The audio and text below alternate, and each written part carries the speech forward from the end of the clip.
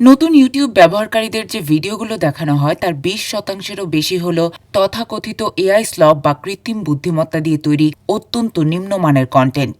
আর এসব ভিডিওর লক্ষ্য মূলত ভিউ ও বিজ্ঞাপন আয় বাড়ানো, এমন তথ্য উঠে এসেছে ভিডিও এডিটিং প্রতিষ্ঠান ক্যাপউইং-এর এক গবেষণায়। বিশ্বের প্রতিটি দেশের শীর্ষ 100টি করে মোট 15,000 জনপ্রিয় ইউটিউব চ্যানেল বিশ্লেষণ করা হয়। এতে দেখা যায় 278টি চ্যানেল পুরোপুরি এআই স্লপ কন্টেন্ট প্রকাশ করে। এসব চ্যানেলের মোট ভিউ 63 বিলিয়নের বেশি এবং সাবস্ক্রাইবার সংখ্যা 22 কোটিরও বেশি। আনুমানিকভাবে এগুলো থেকে বছরে প্রায় 11 কোটি 70 লাখ ডলার আয় হয়। গবেষকরা একটি নতুন ইউটিউব অ্যাকাউন্ট খুলে দেখেন প্রথম 500টি সুপারিশকৃত ভিডিওর মধ্যে 104টি ছিল এআই স্লপ। প্রায় 1/3 ভিডিও পড়েছে ব্রেন রট শ্রেণীতে। এসব ভিডিওকে মগজ নিষ্ক্রিয়কারী কন্টেন্ট হিসেবে চিহ্নিত করা হয়েছে, যেখানে মানের চেয়ে মনোযোগ ধরে রাখাই মুখ্য।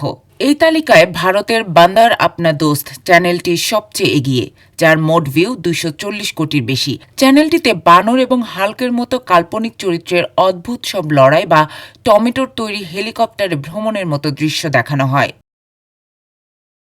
এই এআই স্লপ চ্যানেলগুলো বিশ্বজুড়ে জনপ্রিয়। স্পেনে প্রায় 2 কোটি মানুষ এসব চ্যানেল অনুসরণ করে। যুক্তরাষ্ট্রে 1,45,00,000, ব্রাজিলে 1,35,00,000 এবং মিশরে 1,80,00,000-এর বেশি অনুসারী রয়েছে।